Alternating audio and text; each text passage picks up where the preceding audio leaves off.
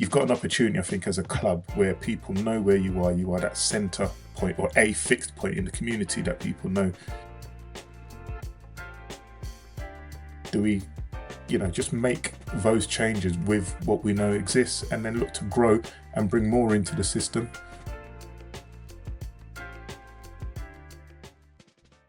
Welcome to Football Business Television. Delighted to be joined by Francis Duku for a special edition of Rooted in the Game. Francis is a former non-league defender, CEO of Non-League Day, a non-league paper, columnist, and also the founder of Sports Circle, being one of the most respected voices for sustainability and player welfare. How are you doing, Francis? All good, thanks. All good. Thanks for having me. No, appreciate you being here. Long-winded introduction, but you do a lot of things, as we touched on just now off camera. For those that aren't aware of you and kind of what you do and what's led you to here, can you give us a bit of background about yourself and what's brought us to now, I guess? Yeah, sure. Followed the path of many in the pro youth team setup. Fell into non-league football. I was a bit different in that I'd stayed at college and just played, in the old YTS scheme for while I continued college. Fell into the non-league game. Dreams of making it back into the pro game, which we all do. And when I thought I was on my way, had an injury, which was diagnosed as a sprain. Turned out to be a fracture in my ankle. So I was given crutches and painkillers rather than, mobilizing it in the right way and what was needed straight away.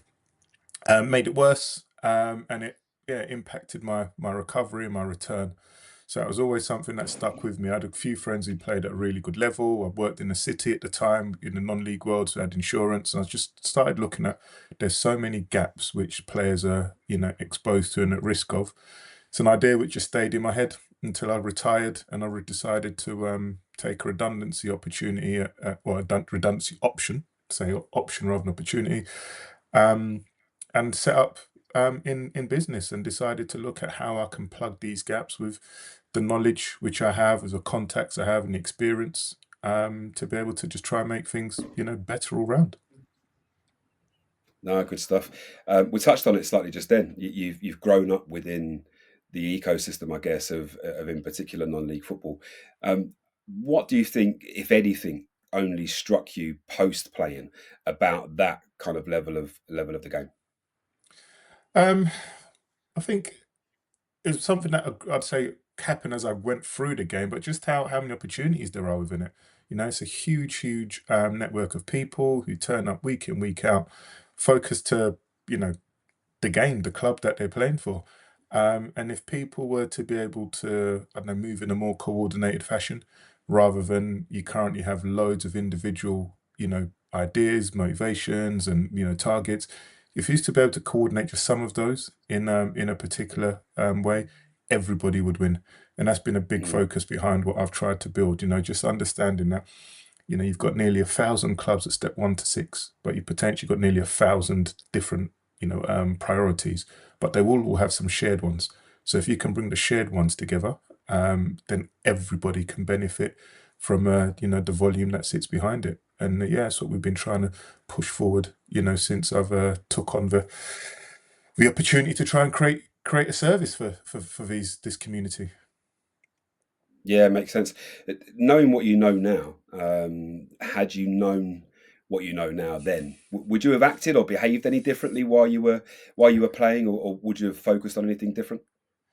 No, I think my playing career, so with the injury, I mean, everyone's got their own hard luck story for one, so let's not, Yeah. sit there and try and, everyone could have been a pro if it wasn't for that thing. That knee.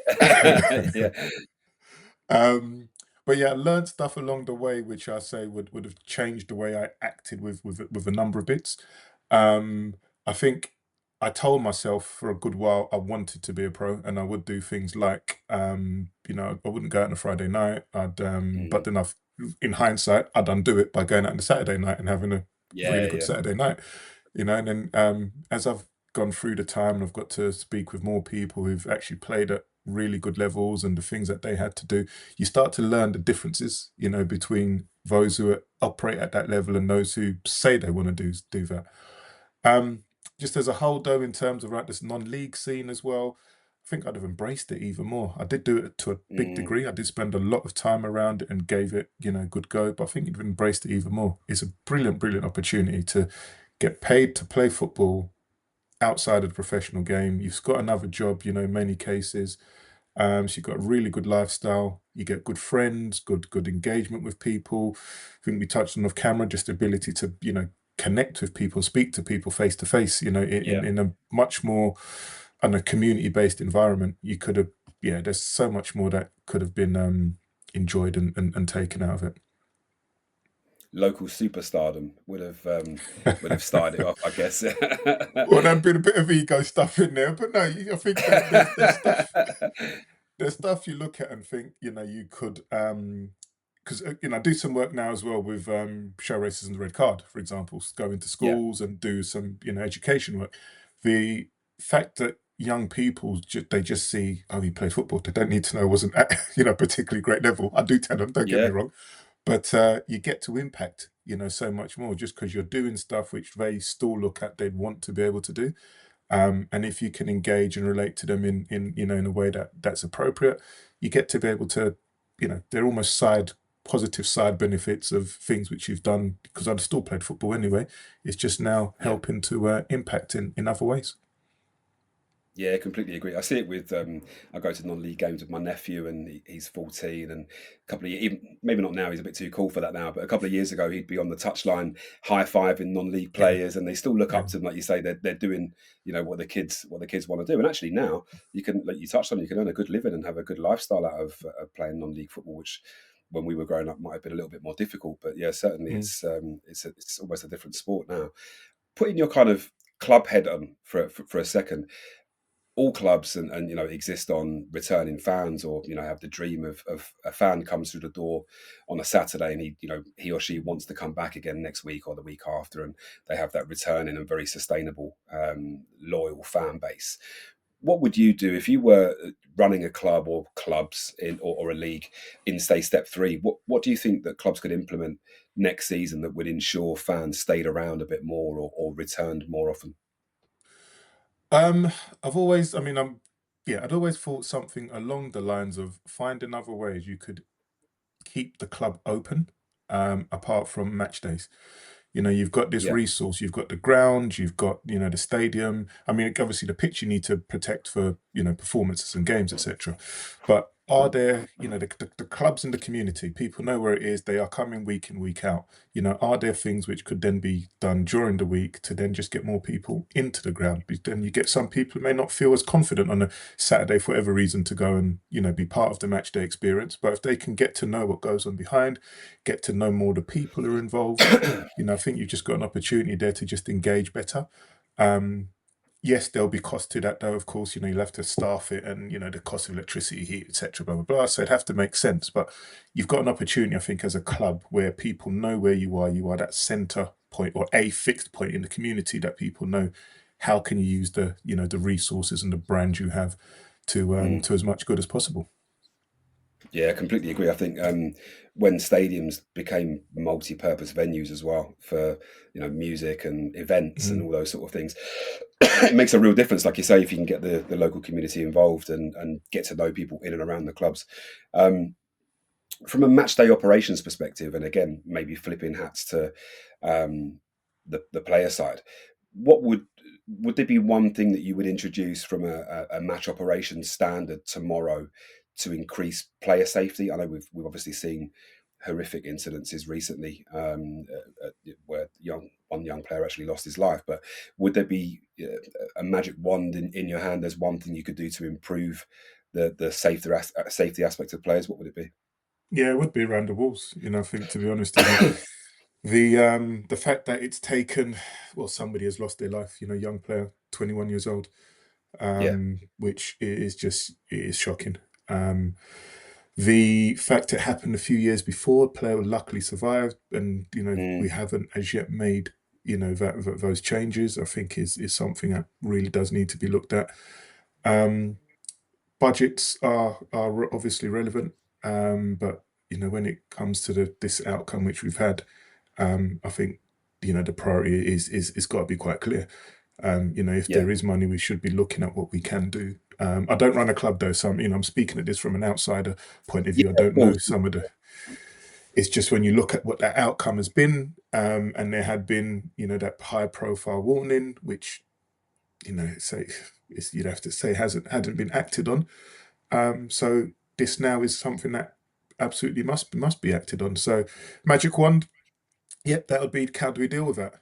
There are some practical things which I'm aware of which can help with it. I think things like there's the fund, Premier League Stadium Fund. There's some money available within there, and there's things which can be done. So we're going to try and work around a few, let's say solutions, but put some few options together to be able to then Yeah. take these to clubs. It'd be look, here is how you can actively address this, to some degree.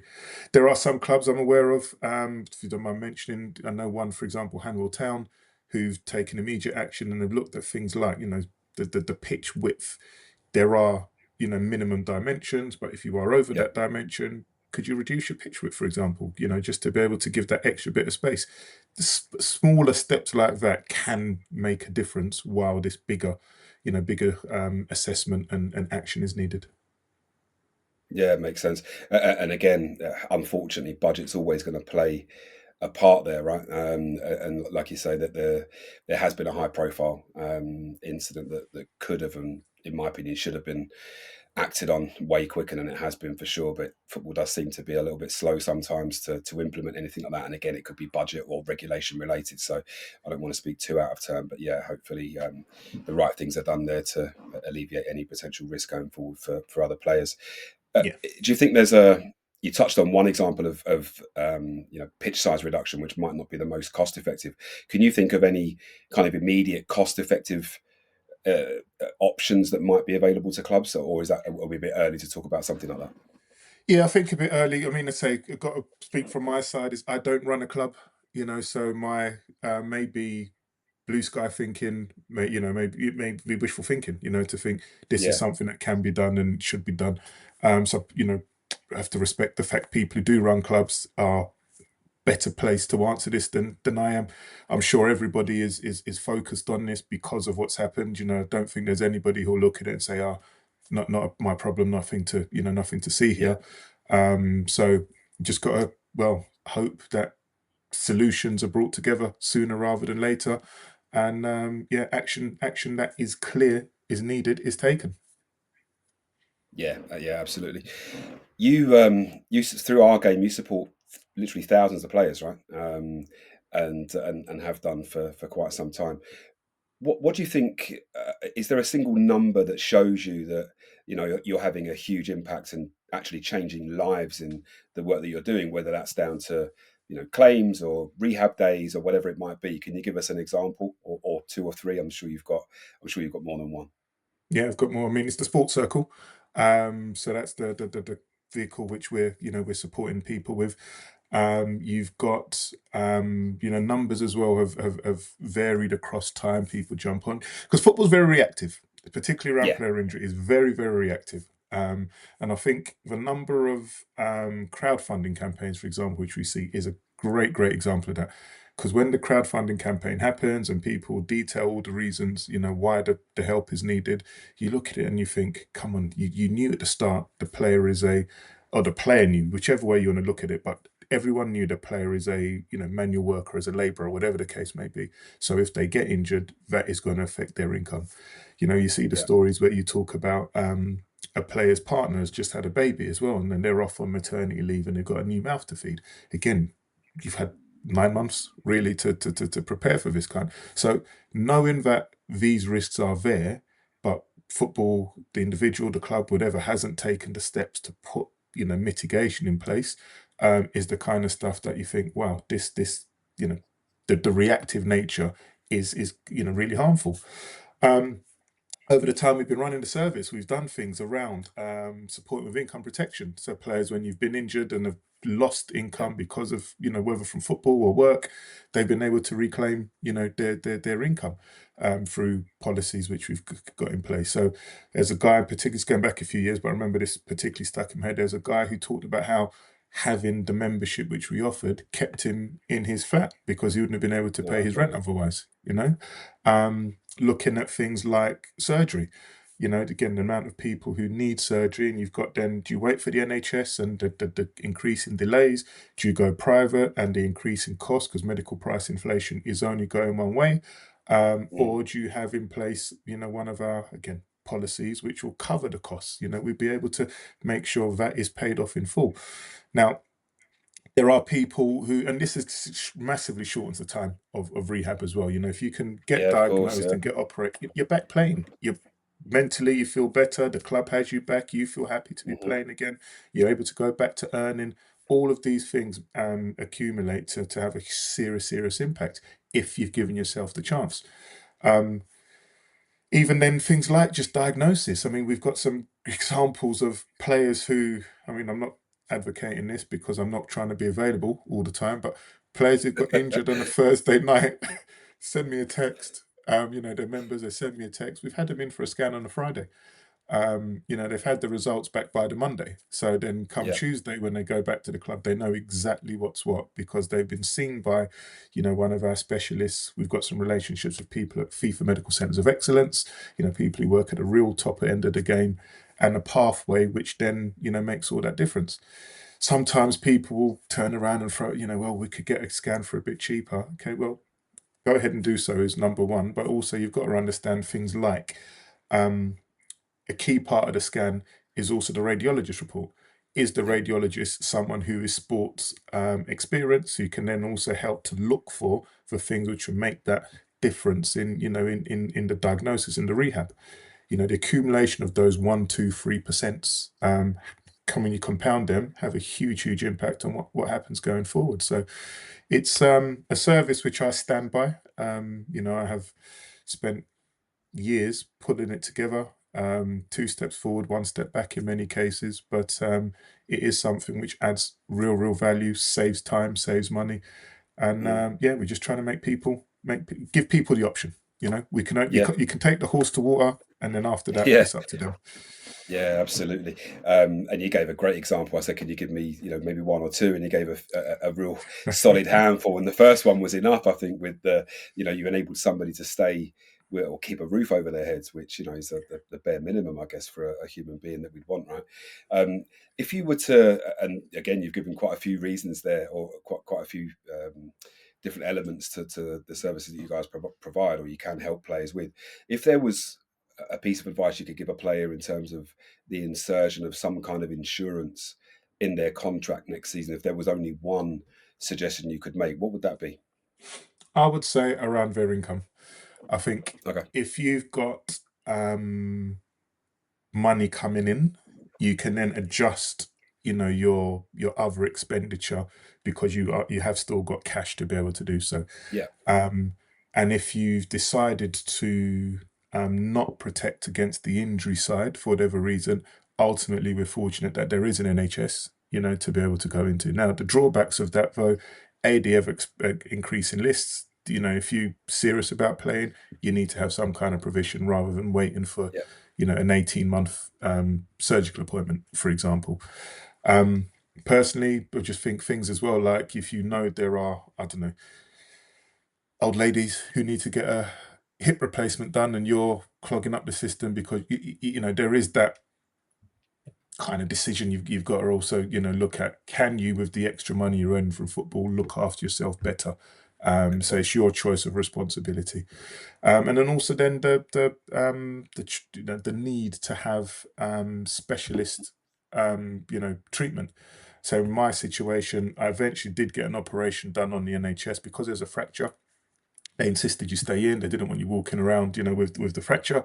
But the person who then operated on me did it as if I was a layperson who just needed to get up and back my feet, rather than someone who's trying to compete at a very high level of sport. So it left me loads of scar tissue, and something that I never ever actually managed to deal with properly because of the way the procedure was done. So there would be good to haves, but if you have, it will Mm. be really good to haves, but to have your income protected so you can actually pay your bills, meet your responsibilities, the people who rely on you, you can then at least still have a base level of life, stronger than base, but you can at least protect your lifestyle there. I think that would be the number one for me. Yeah, no, it sounds critical. And it's always things that I look at with my kids as well. I look and think, right, what do I need to protect? Try and keep myself alive to start with, and then if I can't do that, then what do we do provision wise for the kids? But on a personal level, did you then have to go and have additional surgery on the scar tissues to try and alleviate some of that effect as well? Because I know that's something I had to do with my knee. I had a few issues around that, and then had extensive surgery afterwards just to keep cleaning it and remove scar tissue issues. Yeah, no, for me, we had pins were put in, which I think were probably what the issue was. Yeah. So the scar tissue which accumulated around the pins, we had the surgery to remove the pins after 6-ish weeks. But again, that's 2 times the body's been opened up. Each time create Hmm. scar tissue, the scar tissue around the pins. So it was then a case of, okay, how can we try to manage this with physio? Can we work on mobility? Can we work on dislodging, as much of that scar tissue as possible? Which there's only limited things which you can do once it's in your body and it's Yeah, yeah, building up. So that was I think it was a bit of as best as possible after yeah. the damage had been done. Yeah, we'll make do after the horse has bolted and all that. Yeah, it's Yeah, yeah, yeah. tough one, tough one. Where do you see the biggest gap between the policies that are written by clubs or leagues and the actual realities that the players are dealing with? Okay, first I've got to be clear, I'm not authorized to give advice, so nothing of this should ever be taken as advice. There is a Just your opinion, just my opinion from my just experience. your opinion. Yeah, Um, I think through experience and the understanding of, I think that the proof actually will be in the fact all these crowdfunding campaigns exist. So you've got yeah, this situation where there are policies of some type in place. There are, you know, preferred provider. There's partners or services available which clubs have taken, but yet hmm, still they're having to crowdfund on such a regular basis. That is the proof that it's not working. Now, the reason for the crowd fund does vary, but the three core fees always cost of diagnosis, cost of surgery, cost of yeah, rehab, loss of income. yeah, It's always one of those things there. I think now increasingly there's a issue. I would say people just be aware of, the impact it has on the player as well mentally. If you've got mm, repeated injuries or you've got time which you thought things was flying and it just went wrong, but rug pulled out under your feet, people are, do suffer from that as well. So yeah, with all of these costs there, is there a solution which takes care of it. Now, there's no single one solution, but there are options out there. We for sure have pulled these options together under our banner to give people the choice. I think ultimately that's what it comes down to. As much as players sometimes will say, the club hasn't put X, Y, Z in place. One of my learnings over time, one of the changes of perspective over time, I think, has been the player also needs to take responsibility. When I played, I did look at it and think, club needs to have X, Y, Z in place. But I remember playing for Gravesend, Ebbsfleet, as it is now, and we had a situation where when we got promoted to what is now the National League Prem, was quite clear. We agreed with the manager. If you're going to play, you must have your own insurance in place. If you're going to, be in a okay, contract. Otherwise, if you don't have it, we will do what we can. But there is a limit because we've got smaller budget. We're punching up against full-time teams. We've got all sorts going on. Everyone needs to do their bit. So that's again a big theme yeah, yeah, and feature is can we get it so everyone pulls in the right direction? Um, Feature of non-league, which we will all know the amount of players who sometimes chop and change club, let's say a bit frequently. If you yeah, get just a people bit, yeah, bought, it happens. Can we get people bought in more? Can they all just be more mm, part of the longer term view? And it's a two-way thing. The club needs to give some, some say faith, but some support to that end. The player also needs to buy in. So just a bit more care in that decision-making process as well. yeah, it makes sense. And I think I've seen a couple of examples of people that I know in similar situations there where they've not really taken ownership of their own situation, even though the club has said that maybe you should do that, and they haven't, and then they've actually gone on to go and do completely different lines of work because whether it's injury related, and actually one of them unfortunately was a mental health issue and just didn't have the foreplanning to think that might happen. He might need to Mm, have counselling or mental rehab work in some capacity, and had to take an extended time out of the game. And then by the time half a season has gone, as you said, mm, in non-league, mm. people are flying around all over the place, and he didn't have a Yeah, long-term contract. He didn't have a long-term contract, so he went back to work for the family business, and thankfully it's worked out okay for him. But I'm sure there are hundreds, if not thousands, of it stories did. like that Yeah.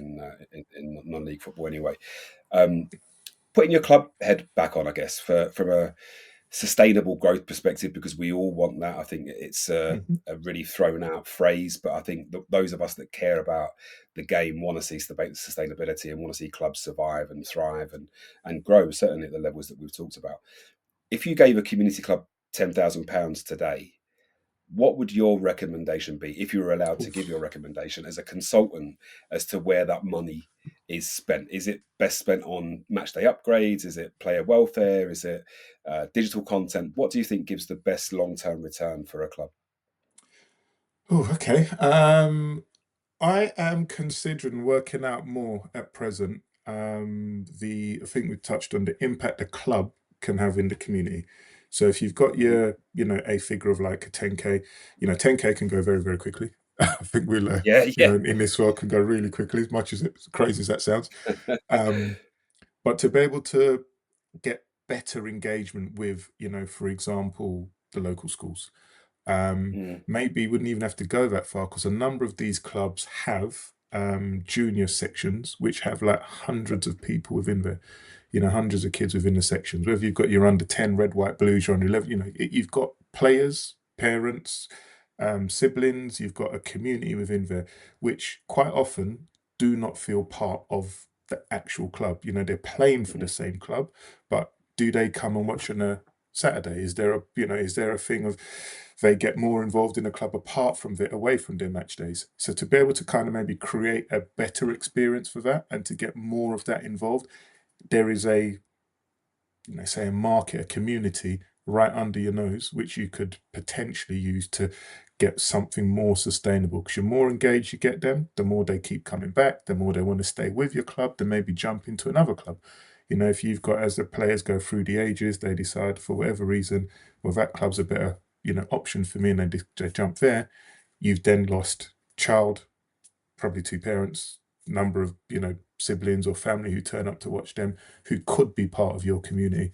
So it could be a cost-effective way of using that money, or using a figure like a 10K to grow your attendances, to grow your match day engagement, to grow your off-field engagement, and then that then keeps feeding itself. Because as well, a big thing for that kind of community, you'd like to think, is they'd recognise that it's, as long as it's set up that way, is benefiting them. Because if it's going yeah. back into the club that they're coming to time after time, there is an opportunity that they're actually putting money to their benefit as well, and everybody wins. Yeah, I agree. We had a really good chat with David Faulkner, who's the chairman at Redditch United.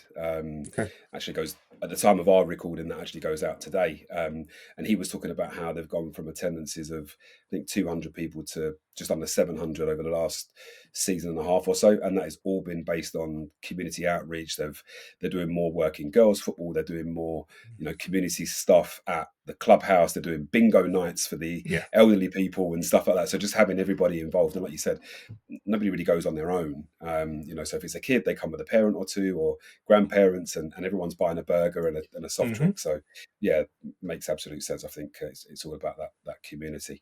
Um, what do you think? Is there a topic that people won't talk about in non-league football? Are we too polite maybe to discuss a real elephant in the room about non-league football, that Phew. you'd be happy to bring up or discuss?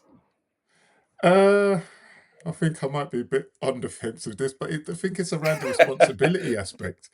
Yeah. Um, I think there is that that issue of who there's things which happen which you just, in my mind, I look and think someone needs to take responsibility to move it forward, to actually make a change. Where, and okay, Hmm. if we use the walls, the concrete wall as the example, okay, where there has been a knowledge, there's been awareness that this is an issue, okay, that this is an issue. Um, I can't speak because I'm not in the clubs and I don't, I don't have the challenges and I'm not in DFA and, all the various um, stakeholders who could make the change. But the one people who can't make the change here are the players. They're literally Mm, being, you come play, we'll sort these bits around. Now, yeah, somewhere responsibility needs to be taken, and it just, it needs someone to maybe ask the tough question. You say, is the elephant in the room which hasn't been addressed? So if that question gets asked, and then the right spotlight is turned on to that, that focus is given, does yeah, it then make the change? And I think that could just be rinse repeated across any elephants in the room that people may think that there are. Um, so many voices, so many opinions, which everyone's entitled to, but a collective approach is surely the only way. When you look at the Premier League, etc., all the the way through, there's tons of money which go in at that level, so people are able to act more independently because they have mm, generated what they need. They've got the infrastructure, they've got the money, they've got the knowledge, they've got people running to them to say, "Let's help you." yeah. As opposed to when you've got maybe 1,000 smaller clubs which don't have the same pool. So that collective action needs to be more of a focus, in my humble opinion. Yeah, no, no, I completely agree with that. I think as the higher up the pyramid you go as well, the more flexibility there are for mistakes as well, right? So you don't necessarily have to get it right first time. Like if you've Yeah, got a £300 million transfer budget, you can maybe afford one or two errors. But if you've got a 10 million budget, you can't, right? So yeah, it's all relative, I guess. yeah, Um, definitely. I suppose a bit tongue in cheek, or we've always got that horrible 5-year plan phrase that is thrown around in football, probably more than anything else I've heard over the last few years. What do you think, in your opinion, would be one measurable outcome for fans, players, everybody involved in non-league football, for you to look back and go, yeah, non-league football's really progressed over the last 5 years?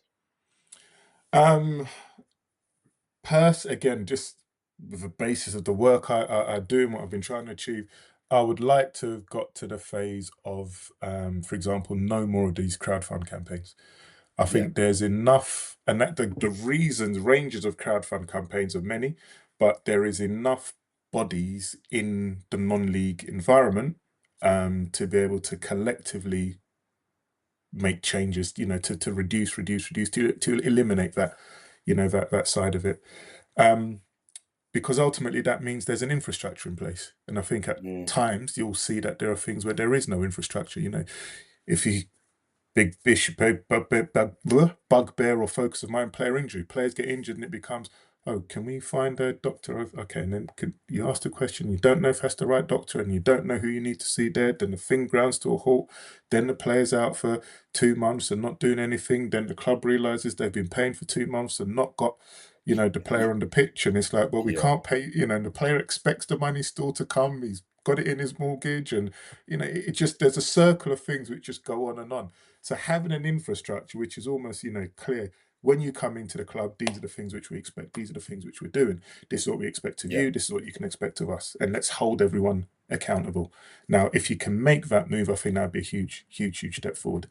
Then once you've dealt with one particular area, each club will have their own particular needs. Okay, do you focus on another area? But hmm, can we just keep making, definite decisions forward? Budgets are there for players. We hear some yeah, rumors of some useful salaries, let's say. So there are budgets there. So pivoting that might be, something to look at. Do we, yeah, look at how that money is generated and how that money is used? Do we, just make those changes with what we know exists and then look to grow and bring more into the system to make even more changes? yeah. I agree. Change is key, right? It's part of the progress of anything. I think. I've really enjoyed this. I think I could sit here and talk to you. It's Friday as well, so I could maybe continue this over a cold beer or something. But we've taken enough of your time, Francis. It's been an absolute pleasure talking to you for Rooted in the Game for Football Business TV, and hopefully we will speak in person one day at one of these events we talk about Absolutely. attending. But for now, I really appreciate it. No worries. Thanks for the time. Appreciate it.